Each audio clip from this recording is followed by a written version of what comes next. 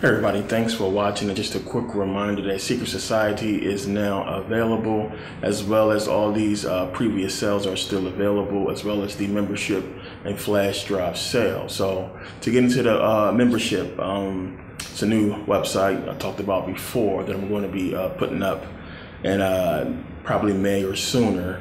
But this website is really going to be geared towards everybody who's seen personal economics, and just us having a website that's going to benefit us and give us the tools and point us in the right directions to grow economically, as well as, talk about all the occult and esoteric ancient history stuff that we talk about in my videos. So I want to put this site together to basically combat what's happening with YouTube, and the fact that, the censorship, I can't get all my videos, seen, and not to mention that they block a lot of my links. A lot of my links don't be working, and it's always the issue. So I wanted to create a new site that's going to be basically protected, and everybody will have access to everything that is put out there. And that's the problem with social media. When you get into these contracts with them and get into YouTube or Facebook or Instagram or what have you, you got to realize that they control that platform, so they can make sure that your content is seen by a certain amount of people and not everyone. So you can have 2,000 followers or what have you, and only 200 or 300 is going to see your content, and you have to pay for everybody to see your content. So that's basically what Facebook is doing. They charge you money through advertising for people to put out, any type of post to reach, everybody in their friends list. So, this is basically going to be a starting platform for something much bigger, and it's going to be membership based. And as I said, those first 700 people now, and I added 200 more spots. 500 has been filled. It's probably about 102 spots left, I believe, and I'm going to be done with this whole thing in February 15th, because I have to get those people who joined early into the system, so they can be set in. And this is a lifetime membership. These people, the first 700 will not have to pay the membership fee after this. So the site is basically going to have a lot of videos, not just my videos, other videos as well. I have some people coming to the platform, which I'll talk about later.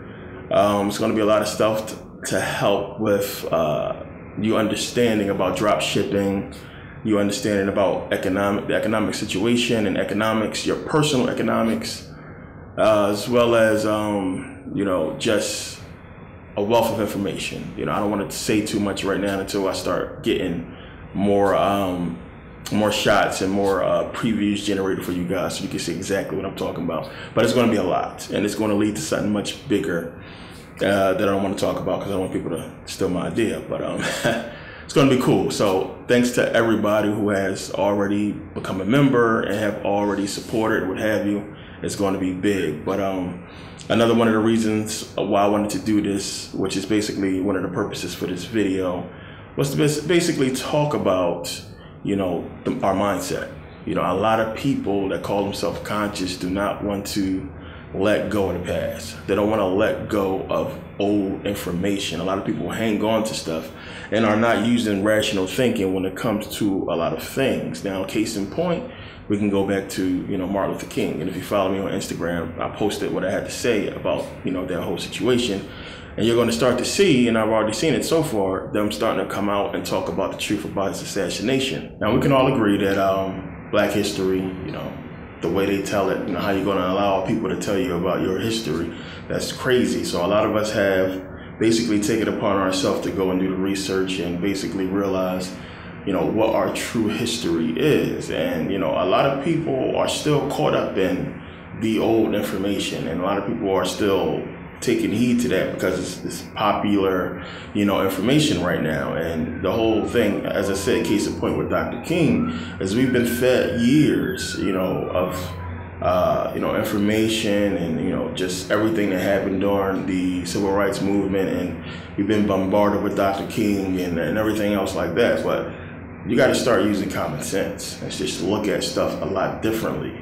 Once you become conscious, stuff starts to reveal itself. And once you start really getting into this line of thinking, they'll call you a conspiracy theorist. But you have the truth, you have facts, plain and simple. Now, the worst thing that happened to us after slavery, to me, was integration.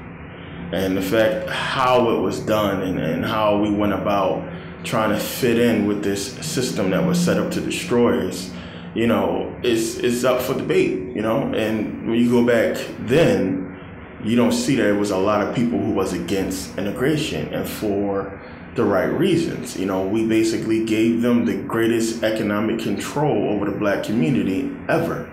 Once we integrated, we basically destroyed the black business. Once we integrated, we destroyed black unity. Once we integrated. And Dr. King, his job was to basically lead us into a nonviolent, peaceful protest that would result in us basically handing over our economic power to the white man, to this system. And that's exactly what happened. You know, showed the video before, Malcolm X saying that Dr. King was basically paid by the white man to basically keep us, you know, taking these beatings, you know, to basically push us towards, you know, the fulfillment of their agenda. And it came true, you know, once after his assassination. I don't know if it was so much so that people wanted to honor Dr. King and just, you know, do what he wanted us to do, and that's basically integrate peacefully and just try to fit in and hold hands with the enemy and what have you. You know, we integrated into a system that was designed to destroy us. You know, to try to hold hands and hug and love a system and the people that spat on us and that basically, you know, didn't want us there.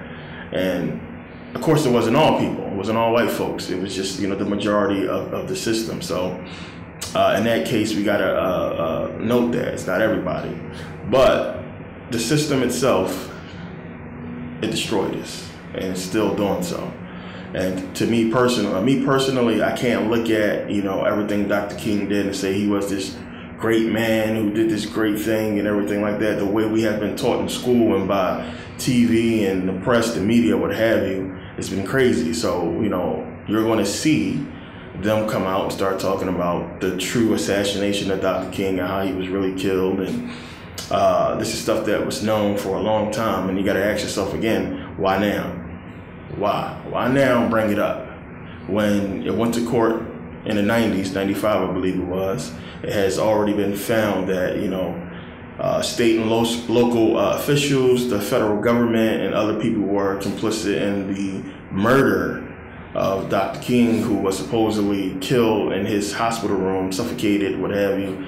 They said the bullet might have killed him, but probably didn't.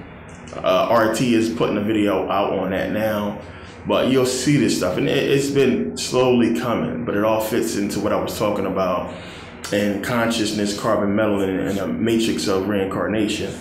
But it's one of those things where a lot of people are going to jump to defend Dr. King, and because, you know, it goes with the programming.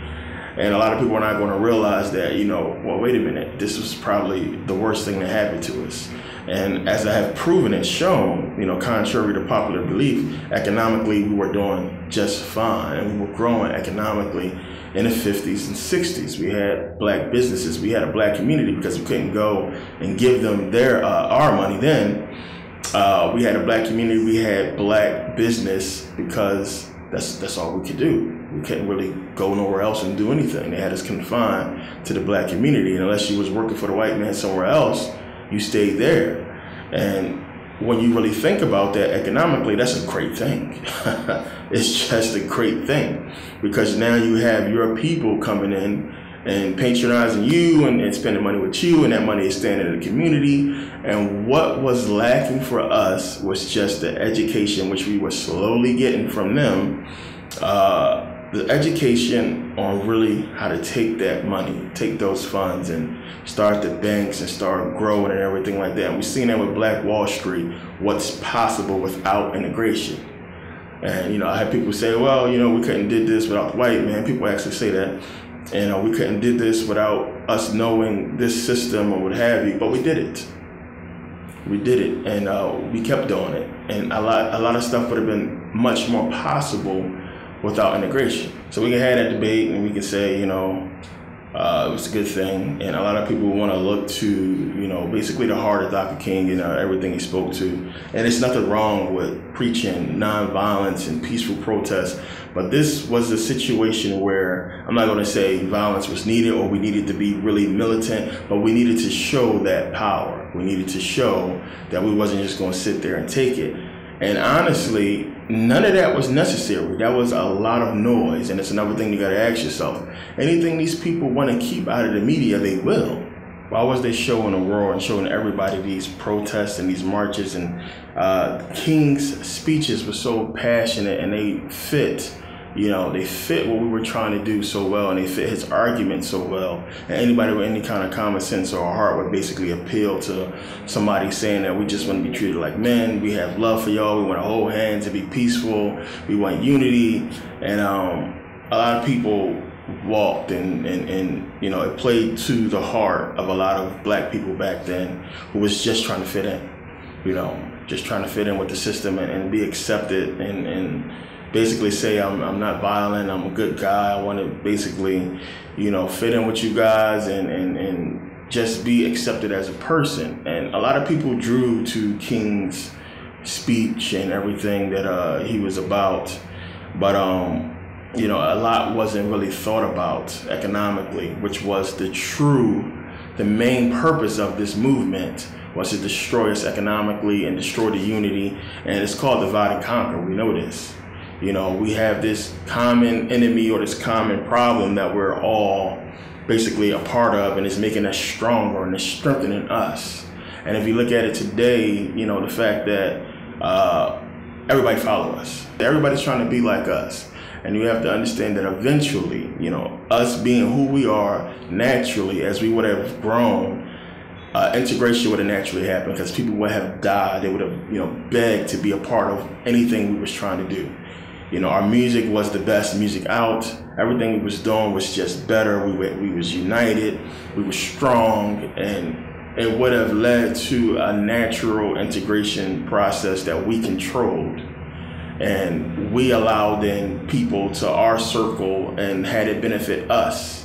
By us giving into integration and taking in this whole thing and being a part of their system that they control, we gave them all the power. We destroyed our own economic communities, our economic, you know, all our businesses. Everything that we could do to grow as a people was wiped out with integration. So I don't want to really put everything on King and just say King is just the worst person and everything like that. But we got to stop following what's been told to us by them and understand that they told us this stuff for a reason. Like I said, you know, you don't get a national holiday and a statue in Washington, D.C. if you are a true black leader, honestly. I mean, if you didn't, do you honestly believe, you know, I showed the pictures of King with Rothschild and Rockefeller, and do you honestly believe that they would give this man, you know, a day if he didn't do the great, I mean, he gave them the greatest power over us. And, you know, we have ourselves to blame as well by following it and just, you know, giving into it and letting these people control our economy and control everything that we do, when all that was needed was the knowledge and the understanding that what we was doing on our own was way better than integrating. And that integration would have took place naturally as more people would have wanted to be a part of what we were doing. A lot of people don't understand that when Black Wall Street was up and running, we talk about 1920s, they had white folks working for them. That was one of the things that people hated. If you go back and look at some of the pictures, you can see it. You had some white folks coming into a black community looking for work. Think about that. That's power right there. And that's something that you're going to be able to provide when you have a strong economic base. Now, I live in Sweden, as I always talk about living in Sweden. I've seen so many Africans with businesses that have Swedish people, white people working for them. You know, and it's a powerful thing to see. And it's not, it shouldn't even be like a thing, you know, it should just be normal. It's business. You got a business, and of course, in some black businesses, it's happening right now. White folks working for black folks. But back then, of course, that was, you know, they wasn't having it. And when a lot of people was returning back from war and coming back into Tulsa and seeing that you had this thriving black community that was just killing every white community, and these people was living in poverty, couldn't find jobs, and here you have Black Wall Street. It was jealousy, it was guilt.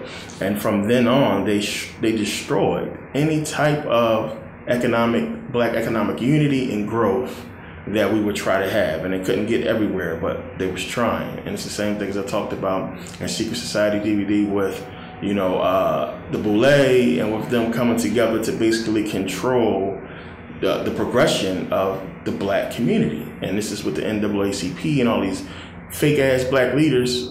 That was their job, to keep us in line. Now, as I said, King was in Boule. King was basically down. He was a member. He was in a fraternity. He was in, and even before we get into King's whole rise to civil rights and everything like that, he was basically already down and willing to do what he needed to do. That's what fraternities is about, So we got to look at that and not just keep accepting the narrative that's been told to us to keep us in this certain mindset. And it happens with a lot of things. A lot of people don't want to just look at things differently and understand what was put out there as a trap, and to just really understand that if they telling it to us, if it's on mainstream media, if they're putting it out there, basically, it's for a reason. They want us to know. And you have to look at everything that goes along with it, and the fact that, it doesn't make sense. It don't make sense at all to basically give this man a national holiday and a statue, and to give us this Black History Month, to keep this whole negative energy of what took place back in the 60s. And every year it comes back up, and every year we deal with it, and every year it basically, it shows us that, yeah, we came a long way, but we still have a long way to go. And it's something that, we got to look at and think about, do we really need this Black History Month? And if we're going to have this Black History Month, who is controlling the Black history that we're talking about? Who's controlling the Black history that we are learning about in schools? Do we have control over what's going to be said and who's going to be basically celebrated, what's going to be talked about? Now, I'm all for a lot of people. Now, Black History Month should be really getting into the hidden accomplishments of Black people and things that we did, because I'm seeing people getting more and more shocked when they realize the things that we have invented, the things that we had in Africa long before any European monarchy took a throne, and stuff that we've been doing for a long time. And it blows people's mind that we had a legal system before they did. We had doctors before they did. We had a governmental structure before they did. We had schools before they did. We had everything before that. And then this is the kind of Black history that needs to be talked about, and not about people who have basically deceived you when you really pay attention. So now another thing I want to talk about is, now we have conscious Christians. This is another thing that's being big. A lot of people are taking, I said this was going to happen. I said it was going to happen. A lot of people are taking the occult, esoteric, knowledge from out of the Bible, and still giving it to Jesus and saying that Jesus or the creators of the Bible already knew this stuff and put the stuff in the Bible. And this is the true message that Jesus wanted to give us about spirituality and, all this kind of stuff like that. And it's frustrating when I see people that was conscious for a minute, I should say on the fence, but calling themselves conscious, and then they go back to Jesus. It's one of the things I see a lot in certain posts, especially on my personal Facebook. You see people that post conscious stuff, but then later they'll post something from the Bible about Jesus, or they'll be thanking Jesus for something, and I'm like, which one are you? Now, I can't really say too much because that was me a long time ago as well. But as I said, with more knowledge and studying and understanding, you'll come to the truth about Jesus. You'll come to the truth about the devil in the Bible and what's really been put out there. So, a lot of people can't leave that Jesus stuff alone. They can't let it go. And they're trying to mix it in now with consciousness and saying that, Jesus was real and he was conscious and the creators of the Bible was conscious. Let that shit go and understand what it is. Plain and simple. And a lot of people been getting on me about, not answering questions. And, I apologize. I can't really get to all the questions and everything. And if you tried to hit me up lately, my birthday I was on the 28th, so I've been out basically having fun and, you know, chilling throughout my birthday week. So anything I missed, I'll get on it today.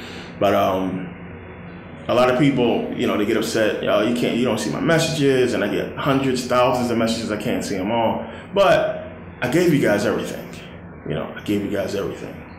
If you have my videos, my DVDs, and it's, I don't like to say this because then people's going to be like, you know, it's all about money, and I put everything on the DVDs. Everything is there. Everything that's going to get you, all the information you need to get you out of this shit is, I mean, really on YouTube as well.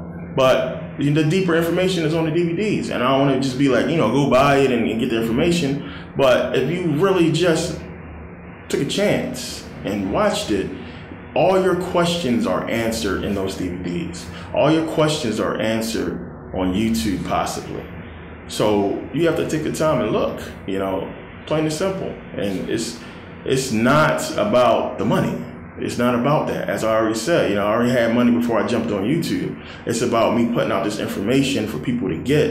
And this is how you validate yourself. You know, how when people support and they purchase all of the series and they purchase DVDs or what have you, it lets you know that you're doing something right. Plain and simple. Let you know that what you're doing is working.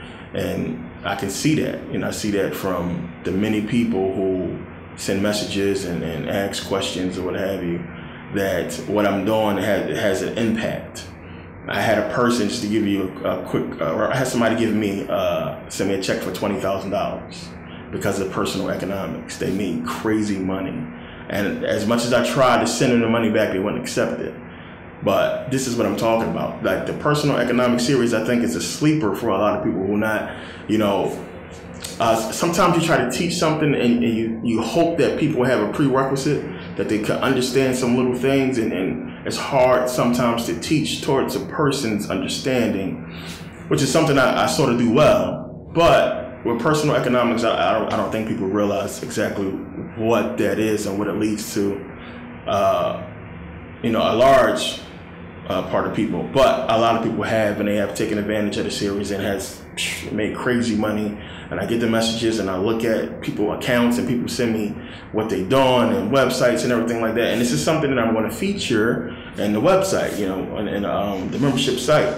All these people that's been on the personal economics that have your sites and everything like that, I'm going to definitely have links and information about those sites. A couple of you I told already I would do this. And yeah, it's going to be a lot, but I think a lot of people, like, you got to understand that Kemet is there. The knowledge is there. Esoteric knowledge is there. Occult knowledge is there. We can learn everything. We can have all this information and knowledge and just be walking around smart. The power is in economics. It's just that simple. So when you're hating and you're not supporting your people, I mean, you're destroying yourself and you're destroying your future. It's just as simple as that. We got to get out of this knowledge that everything is about money and somebody's trying to get over on you or scam you or have you and look at shit face value. I feel like my videos speak for itself. Plain and simple. You can see, if you watch my stuff, you can see my heart and my motivation and what I'm trying to put out there, what I'm trying to convey and do. There's a lot of fake, oh my goodness, man. It's a lot of new cats on YouTube, a lot of people who really trying to get into this information and deceive you guys and lead you somewhere stupid or just trying to really rip you off for money. And all you got to do is go back and look at the people who've been here. I was on YouTube before monetization, before they started paying people to do this shit. So I was putting out videos for years before, you know, people start coming on here trying to make a living. So it's not about that. And if you take the time to really invest in yourself, and as I said before, you ain't got to get it from me, just get the information so you can have the knowledge. I mean, a lot of stuff, when I get messages of people that ask questions, you know, and the videos are right there. You know, I send them a link. Oh, this is on YouTube, or if you get this DVD or download, and you know, so many people who I have pointed to other people. This guy has really good knowledge on this situation. I don't really get into it that deep. I'll do that as well. But you guys gotta start changing your mindset and start looking at things face value, and stop expecting people to, you know, to deceive you in some type of way. The information is out there. It's out there. You can either go get it yourself, and do the research. But that's one of the things I try to do and try to help people with, because I know me starting out in before YouTube, before Facebook was even there, and not having nobody to turn to, I know how that feels to have, you know, woken up, and then now you're trying to, you know, realize where to go, you know, what to do. I made this easy. I try to explain it the best way possible, but if you don't get the information, I can't answer every question.